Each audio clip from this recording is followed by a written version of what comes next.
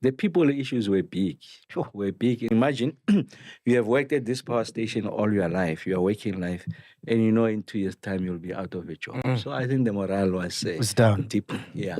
Yeah, in the supply chain, somewhere there's corruption. remember in now? the coal. Yeah, please explain. What were they saying now? Is the medicine of censorship. This is the pill. Which one is that one? Podcast and chill. First day at the job there at Eskom, what was it like? Like, what intel did you get? Well, my first was not to go to the head office, but to go to the power station where the action is. And I must say that, and I generated the report out of my experience having gone to the 14 power station. The people issues were big. Sure, were big in the following sense. There were power stations that were meant to be closed. I mean, I went to one Camden. I think 1 or 2 units were meant to be closed. I think 2 days from the time that I had visited. So what that tells, and then they knew that 2026, one of the power stations will be closed. So imagine you have worked at this power station all your life, your working life, and you know in 2 years' time you'll be out of a job. So I think the morale was down. deep. Yeah. And then the other one was that we are just painted with the same brush. Everyone says we're stealing.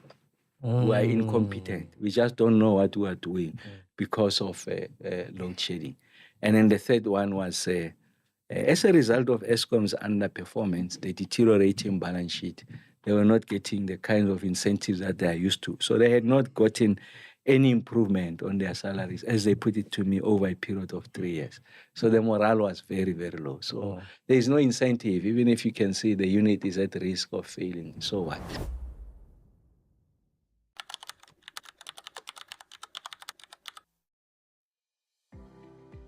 Good afternoon. Eskom is often described as a technical, financial or governance crisis. Our argument is more precise. Eskom is a leadership failure expressed through technical breakdowns, financial strain and cultural collapse. That framing matters because Eskom is a system-critical public utility. When Eskom underperforms, the effects do not remain inside the organization. They spill directly into households, hospitals, schools, mines, factories and the wider economy. The 2024 financial year picture shows the seriousness of that failure. Eskom reported 329 days of load shedding, plant availability of 54.5%, diesel spend of 33 billion rand, and a loss before tax of 25.5 billion rand, while also acknowledging systemic issues, including a dysfunctional organizational culture. The core question is this: what kind of leadership system produces these outcomes? Our answer is that the physical grid became unstable because the human system governing it became unstable first. Eskom's own reporting and the record of the public inquiries point to a pattern of governance breakdown, weak internal controls, blurred accountability, procurement irregularities, and a damaged organizational culture. This is why we are treating Eskom as a leadership and culture case, not only as an engineering case. Shine's core insight is useful here. Leaders create and embed culture through what they consistently reward, tolerate, correct, and ignore. At Eskom, those signals became misaligned with the institution's mandate. Eskom is suitable because leadership trust, accountability, and psychological safety were all visibly compromised in a system-critical context. Our presentations, therefore, follows a clear logic. First, we diagnosed the leadership patterns that weakened Eskom. Second, we show why leadership awareness and mindset matter. And thirdly, we apply a practical 7-point intervention framework. Finally, we show how leadership reform improves human conditions that support sustainable performance. The deterioration became most visible during the capture years. Public evidence on Eskom points to politically compromised decisions, improper contract changes, controversial relationships involving Takeda, Optimum, Trillion, and McKinsey, and a broader enabling environment that weakened accountability and governance. The leadership was not a once-off error. It was structural. Rapid executive turnover further weakened continuity, and strategic coherence, making Eskom more vulnerable to inference and less able to defend institutional integrity. She helps us interpret what happened when leaders permit fiduciary duty to be displaced by political or factional interests. They teach the organization what really matters. The message at Eskom was that loyalty to networks override loyalty to mandate, controls, and ethics. Once that message takes hold, culture follows. Staff learn that speaking up is risky, that challenge is unsafe, and that self-protection matters more than truth. In a utility that depends on early escalation of risk, and that is not a soft issue, it is a systemic risk. Edmonton's work on psychological safety is the right external anchor here. In a high-risk environment, organizations need people to raise concerns, challenge assumptions, and report problems early. A fear-based culture suppresses exactly those behaviors. The human result at Eskom was predictable: low trust, silence, disengagement, and the loss of competent people. That leadership damage Meshach will refrain through awareness, self-leadership, and human-centered leadership.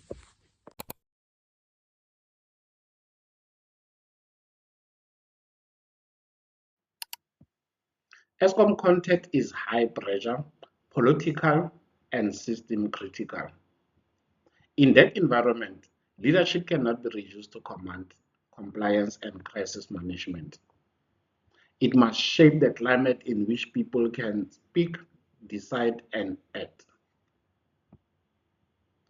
The gap on this slide is the gap between reactive, transactional leadership and human-centered, and lastly, values-based leadership. External leadership scholarship consistently shows that institutions under pressure do not recover through technical control alone. They recovered when leaders rebuild trust, clarity, and responsibility in a meaningful alignment. Awareness matters because leaders who do not understand their own impact on the human system often reinforce fear, defensiveness, and fragmentation without intending to. Eskom recovery, therefore, depends not only on new plans, but on new leadership consciousness. This brings us to the self-leadership. Goldsman emotional intelligence tradition and Mayers, Davis, and Skuman trust model point in the same direction. Leadership credibility depends not only on authority, but on self-awareness, judgment, integrity, and relational conduct. If leaders are emotionally reactive, politically driven, or morally unanchored, they can easily become transmitters of fear. But when leaders regulate themselves well, act from purpose, and model consistency, they create a condition for trust and ethical follow through. That mindset shift is essential at Eskom. It is the bridge between diagnosis and intervention, which is why Tumelo now turns to practical 7-point framework. Thank you, Meshach. The first point in our 7-point plan is values in action. Eskom's problem was not that their values were absent on paper. The real problem was the implementation gap between their formal values that were communicated and the everyday leadership behavior that was modeled and experienced by our people. This is why the recovery process must begin with an integration of our values into the way we work. Values must be translated into daily behaviors and procurement, operational decision-making, maintenance discipline, people management, and consequence management. Performance should be judged not only by the result, but by how this result was achieved.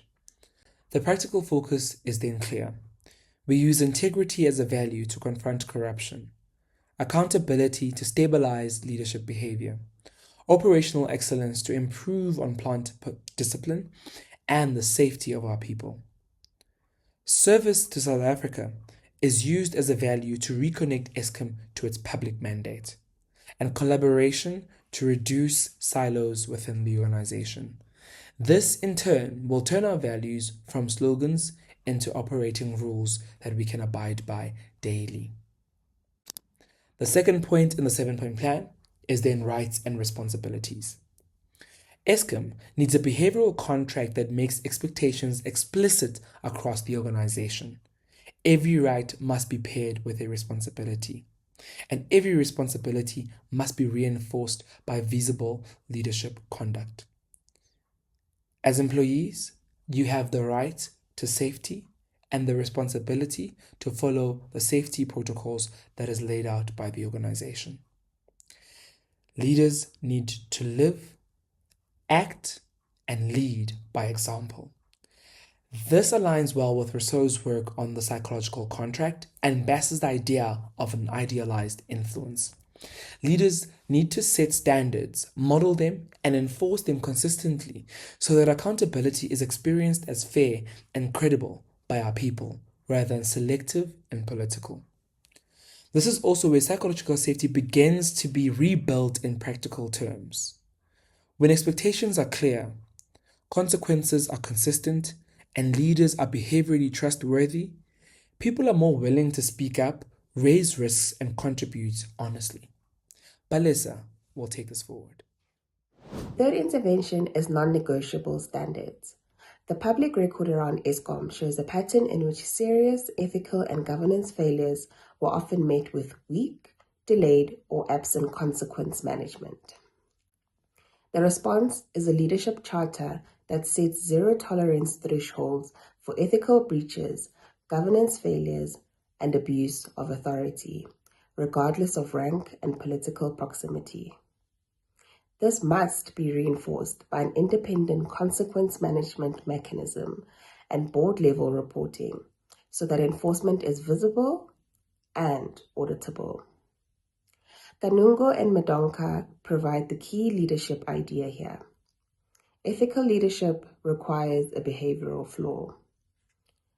Without an enforceable minimum standard below which no leader may operate, trust recovery remains impossible. The fourth intervention is the performance environment. Eskom's fear culture weakened its capacity to self-correct because critical concerns were often suppressed, sidelined, or delayed. The leadership task is to redesign the environment. Leaders must be trained in active listening, non-defensive response, and the protection of ethical voice.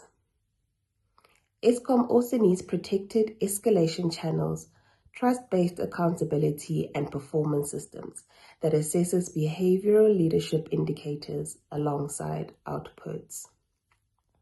Edmondson's contributive is decisive here. In high-risk systems, speaking up is not optional. It is part of operational reliability. The organization becomes safer when challenge, learning, and escalation are normal rather than punished. The fifth intervention is reputation. Eskom's reputational damage did not begin as a communications problem. It began as a leadership behavior problem. That means recovery must move from the inside out. Leaders must first rebuild internal credibility through visible integrity, fairness, competence, and follow-through.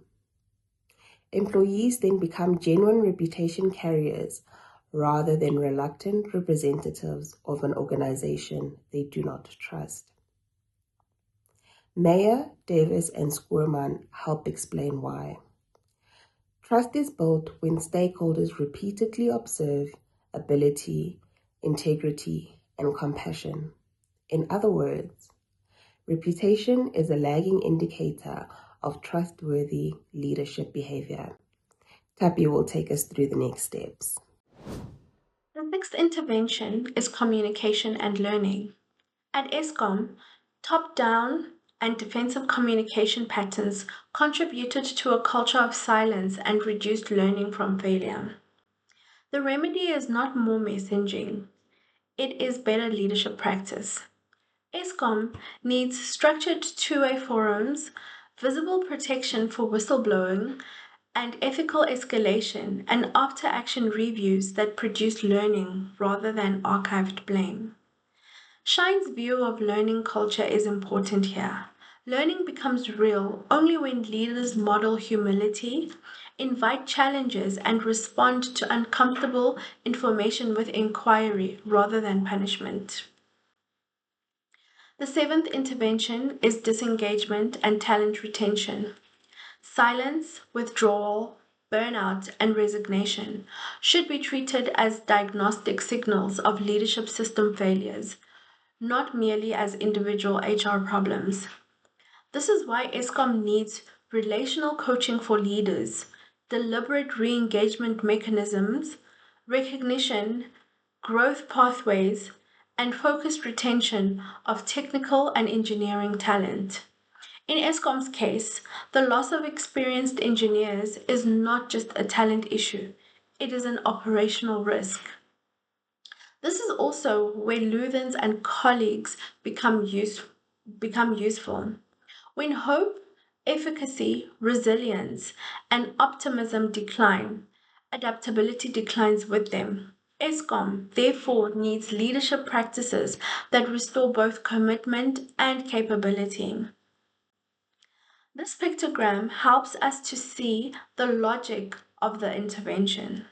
Over time, the 7-point plan rebuilds Eskom's leadership tower from the foundations upwards, and it is precisely how human systems begin to recover, which Bruwalda will now unpack through psychological safety, social capital, and psychological capital.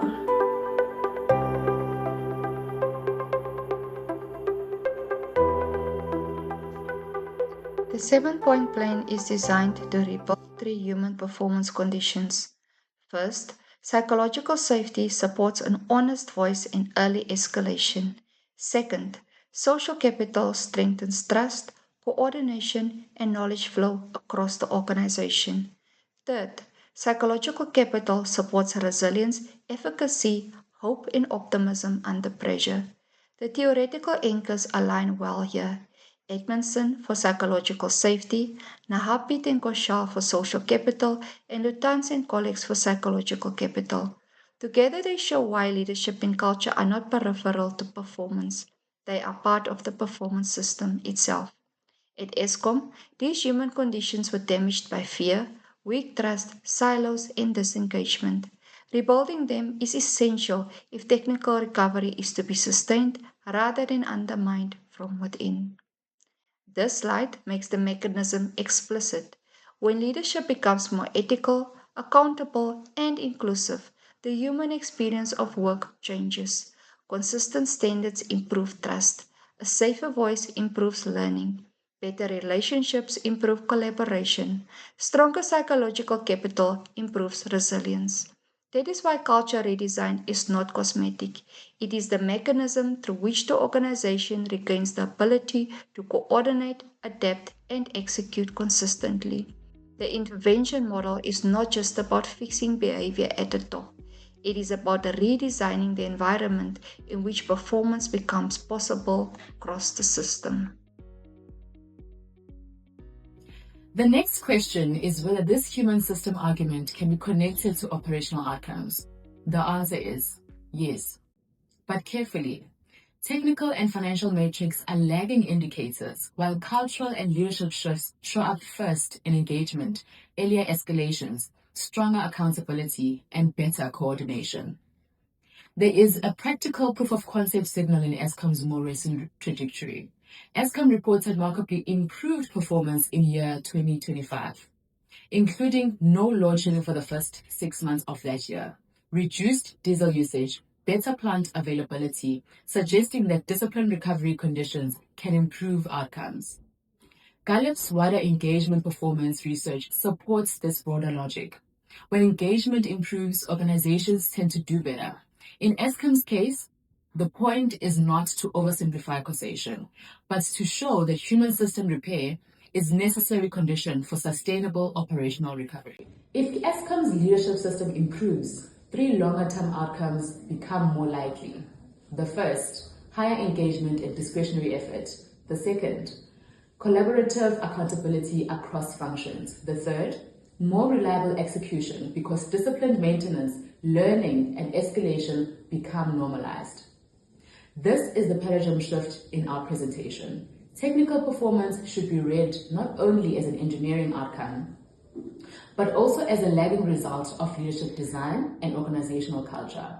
When the human system stabilizes, the technical system has a far better chance of stabilizing too. That is the link Mendine now closes with. To conclude, Eskom can be pictured as a leadership tower. In the broken state, the tower is weakened by captured appointments, weak accountability, fear, silence, and fragmentation. In that condition, every external shock travels through a fragile human system before it appears as a technical instability. In the rebuild state, the tower rests on value in action, explicit responsibilities, non-negotiable standards, a psychologically safer performance environment, stronger communication, and retained expertise. These leadership conditions make reliable execution more likely. Our final recommendation is therefore straightforward.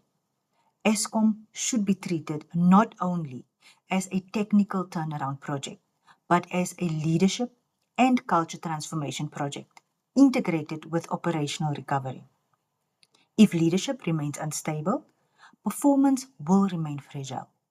If leadership becomes intentional, accountable, and human-centered, Eskom has a stronger basis for trust, reliability, and sustained performance.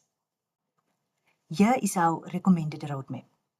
Eskom rebuilds from the foundation up by making integrity the value that aligns daily behaviors, by clarifying rights and responsibilities, enforcing non-negotiable standards such as zero-tolerance thresholds for ethical breaches, and by creating psychological safety so that employees can escalate risks without fear of punishment.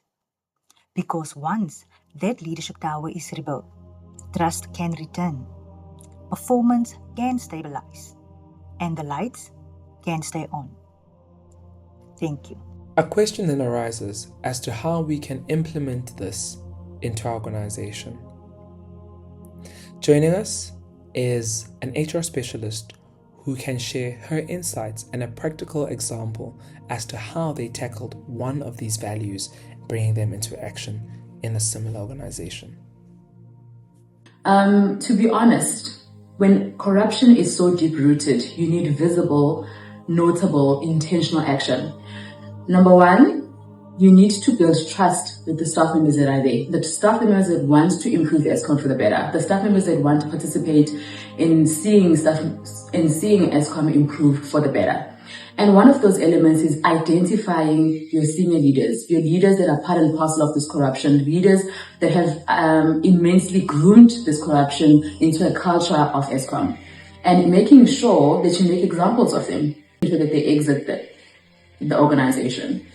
This will then give a message to the staff, a message of this type of behavior is unacceptable. This type of behavior does not align to our values. This type of behavior will be dealt with swiftly and with intention going forward. You then make sure that anyone that is willing to come forward is protected in the organization. You make sure that people that are willing to align with the new values of the culture that you're trying to entrench in the organization are supported. Managers that are willing to work back and forth to make sure that they stabilize the culture of the organization. It's important to understand that this is not an easy act or an easy ask in terms of senior management. It will require investigations, audits, but most importantly, it will require leaders to be decisive, leaders to be strong, and leaders to lead the staff members or Eskom out of the trenches of corruption.